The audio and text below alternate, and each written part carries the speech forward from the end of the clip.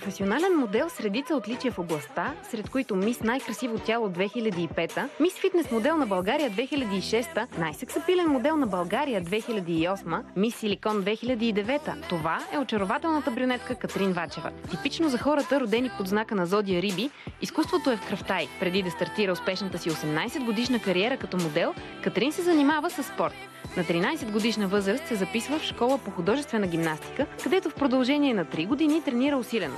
Вследствие на множество травми и контузии обаче решава да се откаже. Днес Катрин Вачева е сред най-популярните модели в България, а професионалните ангажименти стигат до Италия, Гърция, Турция и дори далечна Япония. Преди по-малко от 2 години Катрин прие предизвикателството Big Brother, където въпреки буйния си характер успя да избегне сериозни конфликти.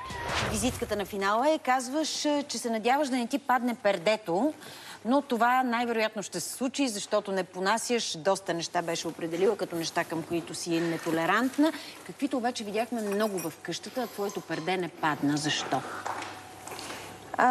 Моето перде не падна на първо място от уважение. Хората, които бяха там, са на възраст буквално на моите родители и на годините. Стараех се да проявявам уважение към всеки един от тях, да не засегна никого по някакъв начин. Просто някак си не ми се виждаше етично да влизам в някаква полемика, в някакви такива спорове, които те водеха, за мен бяха просто нелепи. Ти влезе да чистиш имидж или? Не. В никакъв случай аз не съм влязла да чисти имидж по простата причина, че пак казвам, това скандалната манекенка си дойде от журналистите. Те ми го лепнаха. Никога не съм била скандална маги, никога не съм се забъркала в никакви скандали, не съм афиширала нито връзки с някакви хора, съм имала тая възможност. Катрин излезе от къщата на Big Brother с нов добър приятел. Поп-певицата Кристина Димитрова, с която вече ги свързва и съвместен музикален проект с провокативното име Изолатора, вдъхновен от участието им в реалити проекта.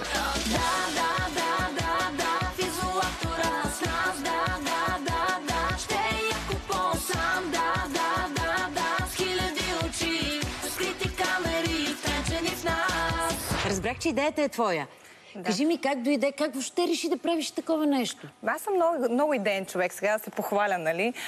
Но просто още в къщата и подхвърлих така една идея. Всъщност нещата тръгнаха оттам, когато правихме Напудрения Орфей като участие. Трябваше да й припявам към нейната песен Сладолет. Да. И наистина репетирахме доста усилено в къщата. Тогава Кичка Бодурова беше първата, която така ме чуе. И ми казвам, ти си много музикална. Пробвала ли си да пееш? И аз си казах, никога. Трябва да пробваш. А някой беше ли ти казал преди наистина? Ти знаеш ли, че можеш да пееш? Не. В интерес на истината нямах това самочувствие да отида дори да опитам. Просто си мислех, че не мога. Знам, че мога да танцувам, умея да танцувам така добре, но сега да пея музикално съм, обичам да слушам музика. И Кичка ти каза, ти можеш да пееш. И излизайки от къщата, един път се видяхме с нея на кафе и казах, знаеш, че имам една идея да направим една песен. Каква песен бе, Катрин?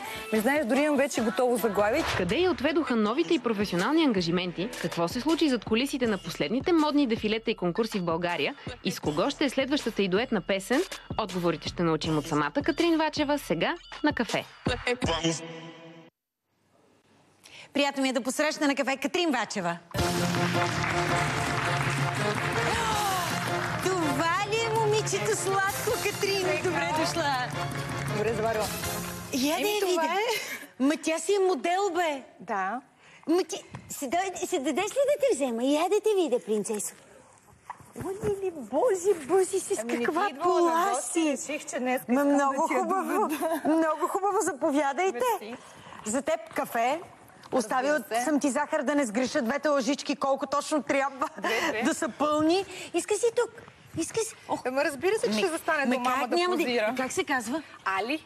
Али. Като Али Макбил. Малко кученце, малко именце. Колко е голяма? На 6 години, въпреки че на 6 години? Да.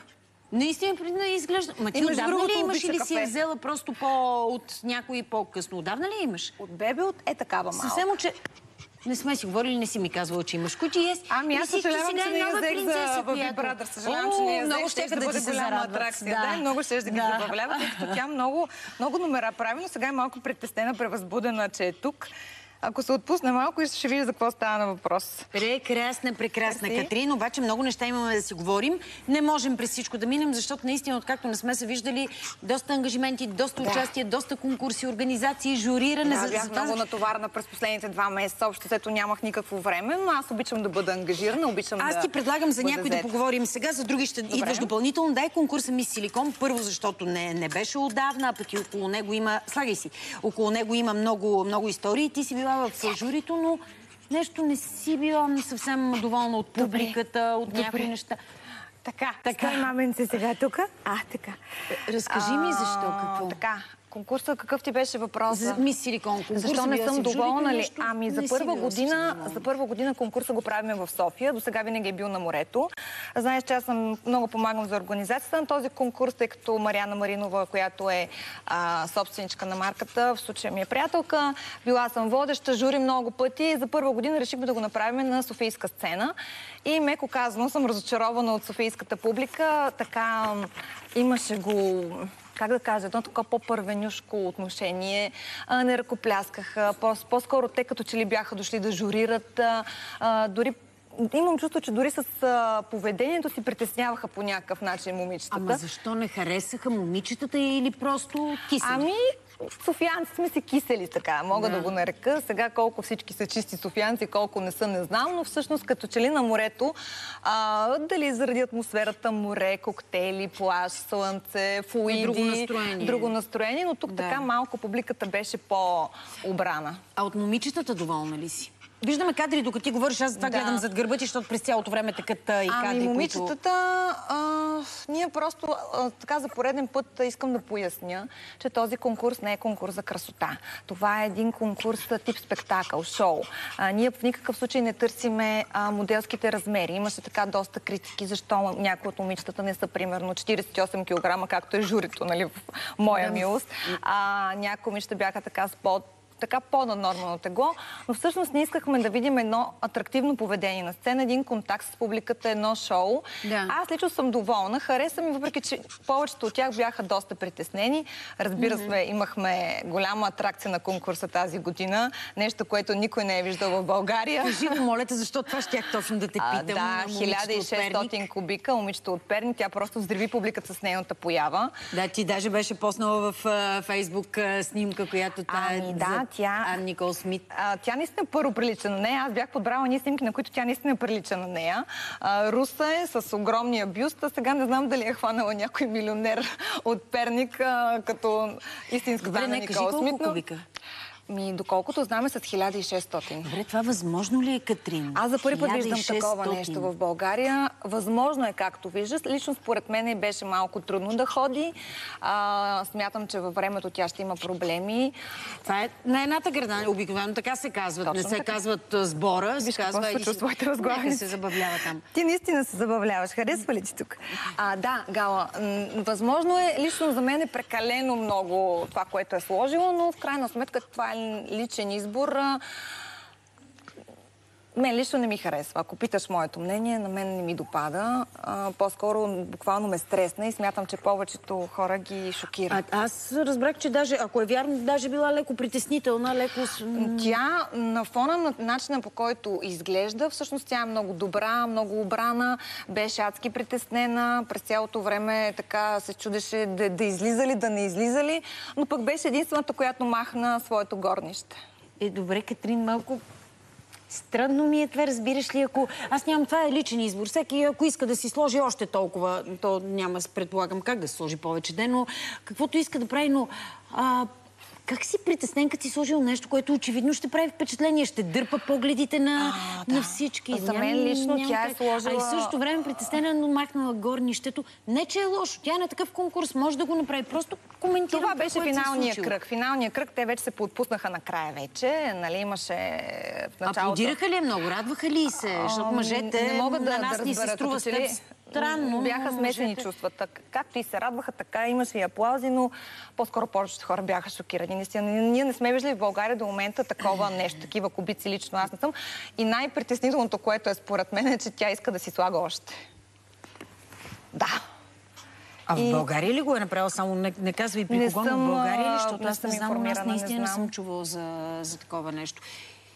Ами аз знам лекар, който е посъветвал и защо се е решил да сложи такова нещо като импланти, защото първо тя ще има проблеми през годините. Аз съм убедена в това нещо. Ако сложи още със сигурност. Аз съм чувала за 1200, най-голямото нещо, което съм чувала тук, и то жена, която е била с 1000, ги подмени и слага 1200. Ами в Щатите, в Америка като цяло, там тези неща са много нормални, там са с едни огромни гърди. В България това нещо се гледа доста... Добре, оставаме нея, но около този конкурс се явиха няколко такива скандални неща. Едното беше тя, другото момичето, което учи теология.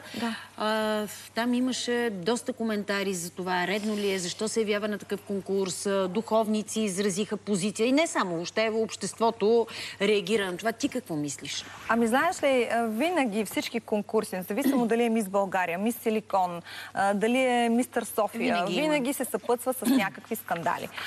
Просто е неминуемо. Значи, всяка една от участничките беше попитана с какво се занимава и какво учи.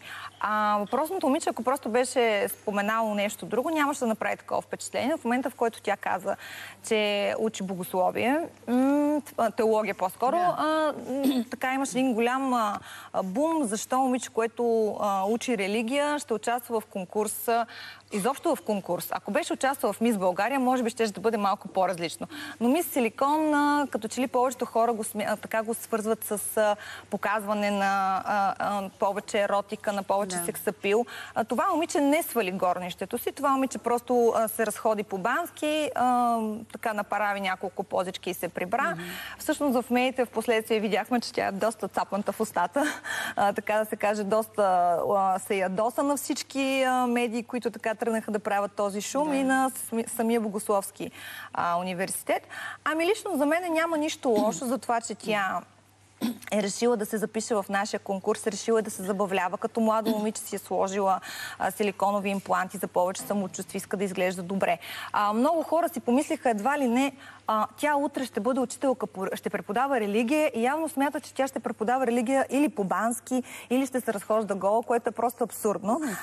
Заради разминаването, ценностите, нещата, които проповяда религията, смирение, липса на суета, не афиширане, не парадиране с външния вид, с други ценности. Може би заради оттам това противоречие, все пак тя е в Богословския факултет и предполагам, но виж сега, нашите прекрасни приятели от Господари на ефира, знаеш какви репортажи направиха специално по тази тема за религията и виждаш какви много по-страшни неща се случват. Със сигурност, разбира се, че има такива неща. Аз се опитвам да си обясня откъде е тези нападки към нея. Явно това е едното. Има разминаване в Богословския факултет и въобще те тръгнаха дори да се говори, че ще изключват. Тя по никакъв начин не знам с какво толкова е уронила престижа на този факултет, но в крайна сметка момичето просто да я се забавлява. Твоята фаворитка коя беше? Моята фаворитка беше Вероника Никифорова. Аз я наградих. Тя беше най-усмихната, най-лъчезарна, така най-много се застояваше на сцената и общо това беше момичето, което ме попита какво да направя. Защото повечето така стърнат от журито, въпреки че ние доста често ходим зад кулисите, им даваме съвети. Ти се ядосвала, че бързат да се приберат. Много бързат, публиката не може да ги види, нямат контакт, докато тя така ме послуша, наистина състояваше повече. Имаш друг опит, те момичета може би се притесняват за първи път, част от тях се качват на сцена и бързат, сигурно има, не знам, нормално е да има такова притеснение. А тя какво? Тя заставаше, позираше? Позираше, усмихваше се, беше така много лъчезарна. Зададох и няколко провокативни въпроси, на които ми отговори с отличен 6. Така че ми хареса най-много. Много по-си впечатлена от начина, по който са се справили момчетата в конкурса. Пак беше жури в него, Мистер София. Бях жури на много конкурси през последно време. Ами, наистина съм много впечатлена, защото за първи път така виждам момчета толкова амбицирани, толкова така нахъсани, толкова отпуснати. Момичетата като че ли бяха малко по-спечени. Незнайно защо повече искат да позират, да показват красота, докато момчетата искат да показват таланти. И наистина... те имаха задачи. Те бяха при нас преди това. Имаха задачи. Всеки трябваше по някакъв начин да се изяви. Вечерта на талантите. Нали? Имаше така един кръг. Всяко едно момче показа певчески талант, актьорски талант. Имаше демонстрации на бойни изкуства, танци и така нататък. Браво. Бяха страхотни. Ти даже си решила с едното от момчета, разбрах, кой беше да направиш песен. Така, това и сега откъде дойдоха нещата. Един от кандидатите, от претендентите, излизайки на сцената да изпее някакво парче, сега това абсолютно аз съм в шок. Аз не знам, че изобщо става въпрос нещо към мен. Той просто той го пя на теб? Да, той си ме заплю и си застана пред мен и започна да пее специално към мен. Съответно това се видя от репортажите, от всички камери, от всички журналисти. Съответно журито почна да се побутва. Катрин Зелта е на мушка, нали тебе. Доколкото знам и разбрах... Това ли е момчето? Чакай, че колегите пуснаха сега. Да, това е.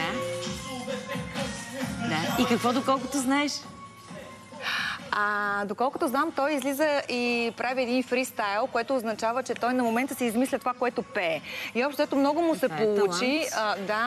Пее, нали, с твоето тяло, днес ще ме оценяваш, ще ми даваш оценки и така нататък. Просто го съчета прекрасно с конкурса. И всъщност самото парче много ми хареса. Много ми допадна това, което той пее, самата мелодия. И вече сме я дали на обработка на Мартин Биолчев. Разбира се, пак възнамерявам да работя с него. Той направи нашата предишна песен с Кристина. Да, и всъщност доста хора ме питат: Катрин, няма ли да направиш самостоятелна песен, няма ли да направиш още нещо? И всъщност винаги съм казвала, че това беше един наш проект след Вибрадър и не знам дали бих искала да се занимавам с музика. Но ето сега пък си решила да направиш. Но просто той така ме вдъхнови с това, което направи. Той е така, тук изглежда много нахъсан, но всъщност е изключително възпитано и добро момче. През цялото време ми говореше на вие, много се притеснява да общува дори с мен. На сцената беше по-смел. Но искам да направим нещо съвместно. Знаеш, че... каза ли му? Говорихте ли за това? Разбира се. Той просто е толкова ми е благодарен, толкова се радва. Поздравявам му, защото знам, че в момента гледа той и неговото семейство. Искам да кажа, че по някой път то доста често се случва. Момчета, които не са в челната тройка, не са претендента, не е спечели от титлата, всъщност така изгряват със собствена светлина. И смятам, че това момче, въпреки че не спечели титлата Мистер София, направи впечатление на журито, на мен често самата. се случва да направи впечатление повече някой, който не се класира. И в момента просто реших да направим нещо така съвместно и да му подам ръка. Добре, стискам палци на този проект, дано да се получи нещо хубаво и да помогнеш. Аз не съм хората, които бързат, Гала, така че когато нещата се случат, със сигурност ще дойдеш. Не бързаш, ама аз ти казах, има толкова неща, че дай сега малко за твоите изяви, защото организирането, журирането, но ти продължаваш да си и на подиум, да имаш участие. Много странно нещо ми прозвуча каменно ревю. Какво е това каменно ревю и доста сложно било, разбрах? Тази година, за поредна година участвам в модна фиеста Албена, която се превежда в Албена. Много дефилета, над 20-30 колекции. Много натоварено. На мен много ми допада. Всъщност, почти оставаме без крака. Но в крайна сметка, каменното ревю, за което става на въпрос, се случи в Балчик. Там имахме ревю-спектакъл, Здравей лято се наричаше. И трябваше да дефилираме, да покажем ефирни дамски тоалети, рокли и бижута в Балчик, в двореца Балчик. А там заради цялата красота и автентичност на това място, просто няма как да се сложи сцена, няма как да се направи някакво съоръжение, което просто ще загрози. Общо ето виж, бекстейджа ни е сега преди малко имаше много хубав кадър с... Благодаря. Много хубави рокли, наистина. И Криси, и тя беше там, отново си пяхме парчето, много ни се радваха. Но аз бях единствената, може би, още едно момиче от всички манекенки, които, както вижда, сме обути и сме боси. Другите, ако ги покажат колегите, може да погледнете, че са боси. Защото решиха, че... Ето, вижте, те са боси половината, защото решиха, че няма да се справят на терена. Да, хубаво, че аз бях с... така по-устойчиви обувки, но пък имаше преди това, когато рекламирахме козметика на плажа и бански костюми, тук бяхме всички с токове и общо взето имаше едно момиче, което си изкълчи крака и реши да не рискува повече с токчета. Да, като булка най-много ме харесват всички. Хубава си като... Айде, бе, Катрин. Ами виж, аз толкова пъти съм... Ето тук имаме шаферка. Да.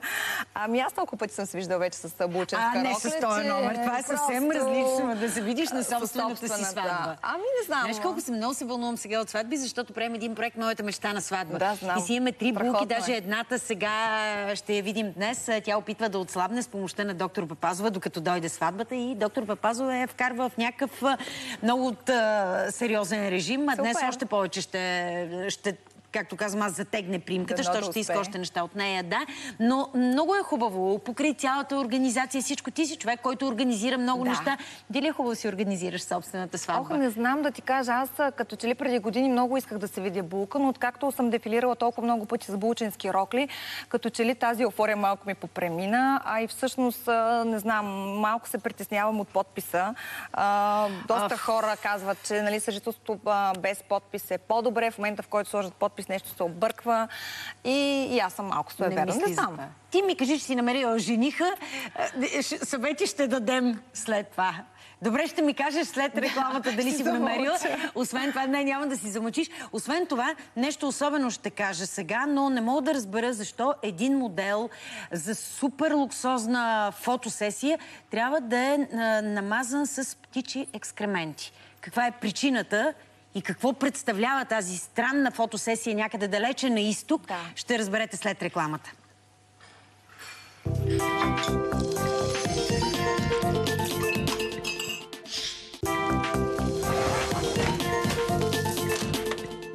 Така, с Катрин Вачева и Али пием кафе. Да, моето момиче, ти си много сладка, обаче днес няма да си говоря с теб, а с Катрин, защото малко време ни остана. За много интересни неща ми разкажеш, но към финала оставям най-любопитното за мен – Япония и синигирите. Нека така кръстим този разказ. Започвай. Ами, това отдавна се случи. Всъщност, когато посетих... аз не го знаех. Ами, едни твои колеги те изпревариха от сутрешния блок преди време. Да са живи и здрави, но разкажи за всички, които не са чули. Разказах за моя вояж в Япония. Всъщност, аз бях на снимки за една фотосесия в Париж. И там се запознах с хора от Япония, които, нали, знаеш, всяка година в световен мащаб седмица на модата е в различна държава. И следващата година предстоеше да бъде в Япония. И тогава ме поканиха да се присъединя. Канят така моделки от всяка една държава представители. Просто за да гледам самата фотосесия, как се случва там, самите дефилета и така нататък. И в последствие вече аз съм много контактна лично, знаеш, съм много бъбрива. Запознах се така много бързо с всички. Чудех се дали да отида, но всъщност хванах самолета, 14 часа полет. Беше много тежко. И отидох в Токио. Всъщност покрай самите дефилета и моите контакти с хората решихме да направим една пробна фотосесия. По-скоро те им предложиха за един техен календар. Защо се смееш? Защото гледам през цялото време безумни неща, но след малко започваш да разказваш за техен календар и това е... Аз говоря много интересни неща, вие давате се носам на браснарница в момента. Нищо, след малко ще кажеш какво се случва, нека гледаме. Но така участваш в фотосесия за техни традиционни облекла. Да, те ми предлагат съвсем импровизирано да се включа да снимам техните традиционни облекла в един техен календар с моделки от цял свят. И съответно, ако снимките им бъдат одобрени, ще получа хонорар и така нататък. Естествено, че се съгласих, но определено не очаквах, че тази фотосесия ще бъде най-трудната в живота ми до момента. Наистина най-трудната. Казвам го, защото 3-часов грим ми се правеше така. За синигрите много интересно. Жената, която беше гримьор, извади така една малка кутийка с едно розово вещество под формата на вазелин и каза, това е екскремент от синигер. И аз в първи момент почна да се смея. Викам, добре, сега това някакъв майтап ли е? Тя казва, не. За да мога да направя автентичния грим, който е наш традиционен, и да ти направят тази бяла маска, която няма да мръдне, дори да правиш всякакви гримаси, няма да се развали, първо трябва да те намажа с това.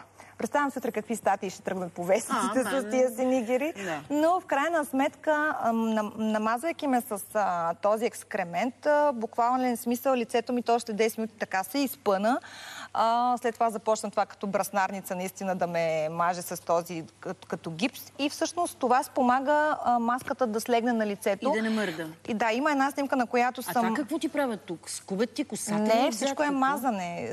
Просто то трябва до половината гръб и половината деколте да се нам, както виждаш и до тук. Да, трябва да си бяла цялата. Намазана, да. Ами това е много смешно. Виж, целият бекстейдж е сниман, аз много се забавлявам, всъщност много се изсмея, но точно след час и половина-два, даже има една от снимките, в които аз се изправям и се гледам в огледалото и тя ми каза: давай сега започвай да се смееш, да правиш разни гримаси, да видим какво ще се получи. Аз се смея, отсреща стои каменно лице. Просто тоест не може толкова ти стегнато лицето. Да, не мърда изобщо самия грим. Наистина беше много така труден, за мен специално. Самата... А виждаше ли се по тая маска, че си ти? Познаваше ли се или виждаш едно друго лице? Ами накрая, когато видиш снимката, която е одобрена за самия календар, няма да разбереш, че съм аз. Наистина никой не разбра, че това съм аз. Това е страхотно прикритие. Но перуката, която ми сложиха, последствие събраха моята коса, тежи 3,5 кг. Просто беше много трудно. Самия костюм, с който ме обличат, виж колко много костюми има тук, ме обличаха, както се казва, доста дълъг, около половин метър костюм. Ние сме показвали кимоно. Те слагат възглавнички. Слагаха ми възглавници отпред, за да не се вижда бюста, за да няма... Да, ето тук. Самия костюм също тежеше доста. Впоследствие тези специалните чорапи и специалното сабо, докато ме заведат до самата снимачна площадка, наистина ме водеха 3 души. Не можех да вървя. Просто всичко ми беше изключително тежко и трудно. И аз си казах: добре, така или иначе съм се хванала на хорото, ще се справя с това предизвикателство. Заставяйки обаче на снимачната площадка, си мислех, че ще мога да позирам както винаги съм позирала. Дори да не мога да се усмихвам, ще си правя някакви пози. Но ето това е снимката, която влезе в календара. Виж, не може да кажеш, че съм аз. Тук си много нещо. Да, имаше едно извиване, което ме накараха да направя с моя кръст. И буквално повечето от снимките бяха, това е целият екип, който работехме заедно. Всъщност, тук раздавам автографии и пожелания. Виж каква е малка красавица тази. Тя също беше снимана в последствие. Много беше трудоемко за мен самото изкривяване, незнайно защо, просто това е тяхната поза, на която трябва да направя в самите снимки. Как някакси много извита назад нещо такова си? Ами ако трябва да се изправя, да ти покажа, ако трябва да се изправя, всъщност трябва да се изкривиш ето така. Настрани това кимоно не се вижда, нали, когато си облечен, но просто чупката в кръста и самата тежест и самата болка, която изпитах през това време, беше доста трудно и ми казаха: никакви гримаси, единственото нещо, с което играеш, са само очи. Само очи и чупка в кръста. Хубаво е, че после си влязла да отдъхнеш в винен басейн. Ами да, това беше явно те хората, за да ми се така отблагодарят, ме заведоха в Киото. Там посетих басейни, които са плуваш в вино, в зелен чай и в кафе и в саке също. Ами аз сега ще си призная пред тебе, че като типичен байганю реших, че ще опитам така от всичките басейни. Ами то се мирише на вино. То всъщност е една аромотерапия, която мирише там. Самата вода е отцветена. Много автентично, наистина страхотно. И така си отпих от един, от втория, от третия басейн. Накрая дойде един господин, потъпа ме по рамото и ми каза: извинете, не ни се свиди водата, не че нещо, но просто не дейте така да пиете от басейните, защото ще ви хване, нали, ще посети тоалетната в последствие. И аз такава една: моля ви се, кой пи от басейните? Губа си, госпожице, вече половин час ви гледаме на камерите как пиете от този басейн, от другия. Умрях от срам, наистина, но аз трябваше да опитам все пак по вино. А имаше ли си вкус на вино? Няма вкус на вино, просто всичко е така за парлама. Само аромата. Ами да, но все пак... Имаше ли ефект някакъв върху кожата? Добре ли ти беше кожата после? Върху кожата просто всичко е отцветено, не си се отцветява нито кожа, нито бански костюми. От време на време изсипат по няколко бутилки истинско вино, така за шоу на самите посетители, да. Прав ли е бил? Имаше ли разстройство после? Гала, сега може да казваш такива работи? Да, мога да ти кажа. Прав беше човека, да. Добре, за сметка на това признание няма да те питам в личен план, защото и без това ми каза по време на рекламата, нищо няма да кажа. А на финала предстои ти ходене в Майами. Кога тръгваш? Да, ами всъщност, така, ако не ми мине котка път, както се казва, аз имам 10 годишна виза за щатите. Да, Лиза спа много и хареса в твоето студио. Нека си спи. И все още просто от ангажименти, от пътувания къде ли не, нямам време да отида до щатите. Но тази година определено съм решила, че искам да отида до Майами, искам да се разходя евентуално през летния период. И аз никога не оставам просто така да отида само за да разгледам. Винаги търся контакти, имам познати, които така, знаеш, контакти са много важни. Тоест няма да почиваш, така ли да го разбирам? Не, със сигурност ще покажа, ще кача страхотни снимки, но няма да оставя нещата просто само за удоволствие. Може би ще посетя някоя друга модна агенция. Добре, значи стискам палци и там да имаш успех. И тъй като много си попътувала и то по екзотични дестинации, преди малко ми заговори за балийска кухня, направо си го представих. Ще те видим в кухнята. Да ти изготвя нещо. Ето, каняте, Катрин, ще се разберем. Успех ти желая, благодаря.